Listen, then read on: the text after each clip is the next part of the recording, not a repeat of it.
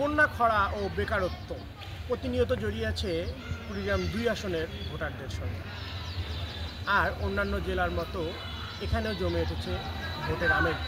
কুড়িগ্রাম ২ আসন থেকে যারা প্রতিদ্বন্দ্বিতা করবেন, যারা নির্বাচিত হবেন, তারা বলছেন অচিরেই তারা ভোটারদের এই সমস্যাগুলো সমাধান করবে।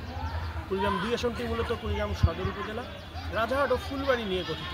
এই ২ আসনে ভোটার সংখ্যা ৫,২৬,০০০। তার মধ্যে প্রায় ২.৫ লাখ ভোটার নারী, বাকি ভোটাররা পুরুষ। এখানে দীর্ঘদিন ধরে আধিপত্য ছিল জাতীয় পার্টির, জোট এবং মহাজোট দুই সময়। এই আসনটি দখলে রাখতে এবার মাঠে মরিয়া হয়েছেন বিএনপি, এনসিপি, জামাত ও ইসলামী আন্দোলন। বিএনপির হয়ে এই মাঠে প্রতিদ্বন্দ্বিতা করছেন সোহেল হোসেন ট্রাইকোবাদ, যিনি একাধিক সময়ে বিভিন্ন পদে ছিলেন বিএনপির রাজনীতিতে।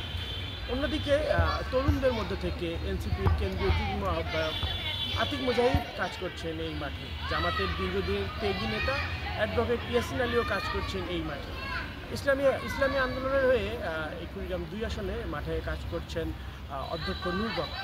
তো ভোটারদের সার্বিকভাবে মোট প্রত্যাশা হচ্ছে যে এই অঞ্চলের মানুষের যে মূল সমস্যা বেকারত্ব, নদী ভাঙন, তার থেকে মুক্তি পাওয়া।